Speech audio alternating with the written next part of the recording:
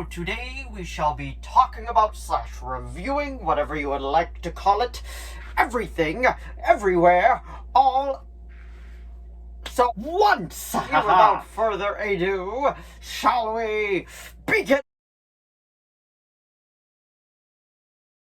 So, everything, everywhere, all at once. This is a multiverse movie. I went into it with not really knowing what to expect from it and left very, very pleasantly surprised. We won't go into spoilers right away. I'll give you my non-spoiler thoughts on this, and then I'll get into some of the more spoilers of the movie that I want to talk about. But if you don't know, this is a A24 production. A24 can be kind of hit or miss with me. They've done movies like Midsommar, and I believe they did Hereditary. I might be wrong about that, but I know for sure they did Midsommar. And I didn't see that one, but I did see X, which was like a tribute to 80s horror movies, but I honestly wasn't a big fan of it. Like, I ended up watching it, but I didn't think it was that good personally. I don't know if I don't think I did a review video for it, but I just thought it was okay. Like I said, A24 can be very hit or miss. Like, some of their trailers before this movie made me go like, what? Like, well, what's going on here? Like, I'm very confused. And one of them is like about a snail. I'm not really sure, but pretty much A24 is art house films, and that's pretty much what they do. And to pretty much talk about this movie is pretty much there's, as the title suggests, there is a lot going on in this movie. So go into the movie knowing that this is going to be over the top and goofy and just crazy, and you're going to have a really, really good time with it. But if you go in expecting something like Doctor Strange and the Multiverse of Madness, you're not going to like this movie, because Doctor Strange and the Multiverse of Madness is a vastly different film than Everything Everywhere All at Once, even though Everything Everywhere All at Once and Doctor Strange and the Multiverse of Madness are two multiverse movies, but they approach it very, very differently, and I can actually really appreciate that, because I really do enjoy, like, the different takes on the multiverse, because I watched The Flash too, and that has a different take on the multiverse as well, just as the same for Everything Everywhere All at Once. But this stars the actress, I can't think of her name off the top of my head, but she also played in Shang-Chi and the Legend of the Ten Rings, and then it has Short Round from Indiana Jones, and of course it stars Jamie Lee Curtis, which I was super surprised about, and was actually very pleasantly surprised with what she did in this. But if I want to give you my non-spoiler review of it, it is a lot of fun. Don't expect it to be serious. It loves to play like the campiness / craziness of the multiverse, and I feel like that definitely lives to its ups and more than its downs. It does have a few moments where I felt like, okay, let's just move it along a little bit, but besides that, I feel like it's a solid movie. I feel like if you go into it knowing what you're gonna get, like, there is one universe where they all have hot dogs for fingers. Is that gross? Yes, but like, that's just how crazy this movie got, and I could appreciate that, and I actually really enjoyed that. So I would give it an 8 out of 10 personally, and that is my non-spoiler review of Everything Everywhere All at Once. And now we're gonna get into spoilers in 5, 4, 3, 2, 1. Alrighty, let's get into some spoilers, shall we?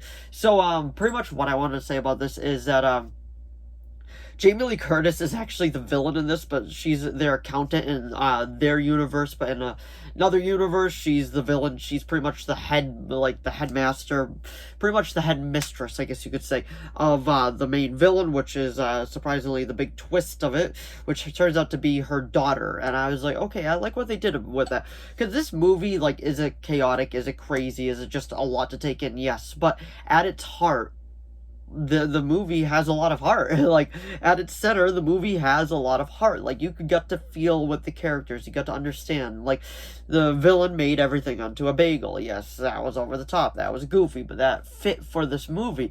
If they tried to do it in another movie, I probably wouldn't like it, but in this one, I get it. I'm like, okay, I get what you're going for, and I do thoroughly enjoy that, and I felt like it was a good idea to do something like that, to not take itself so serious and just to, like, swoop off with it, because one big thing in this is, like, her daughter is gay, and pretty much the father, which is played by the actor that's been in 1,000 things. He was in R.I.P.D. He was one of, like, the hologram things and all that, but that's besides the point.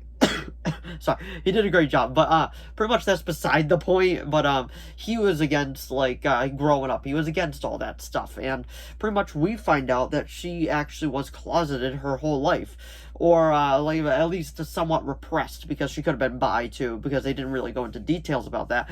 But her daughter is gay, and pretty much we didn't really, like, she was kind of like, she shunned her for that, in a way of speaking. But at the end of it, she's like, I'm like, I was wrong for doing that, and I thoroughly enjoyed that, because honestly, it should be accepting everything, like, and I really enjoyed what that movie could do about, like, for that, and I've thoroughly thought that they did a very, very good job with explaining that and everything. I'm like, I like this. I like that they're not afraid to take risks. I'm glad that they are really incorporating the LGBT QT community into these movies now and all that. I do enjoy that. I really enjoyed how they decided to go about this movie, and I'm like, okay, I can really enjoy it. That's pretty much all I can say about this movie, because it was a lot to take in. But at its center, it is a movie about family, about accepting, about everything. And one of the not highlights, but one of the funnest parts of this movie is definitely Ratatouille, or whatever his name is, but it's pretty much just a parody of Ratatouille, but he's controlling him with a raccoon doing it, and it is a lot of fun. It's kind of gut-wrenching at certain points, and the action scenes are over the top and just crazy. There's this one action scene where, to initiate, like, their link with their other selves that had, like, this power, they gotta do this like a little task or whatever. One of them was paper cuts in between the fingers, and the other one was shoving something up somewhere it shouldn't belong. And like, it was just a lot of fun, and I thoroughly enjoyed it. I was like, this is just over the top, it's fun. And if you go into it and knowing that this is going to be over the top crazy, you're going to have a great time, in my personal opinion.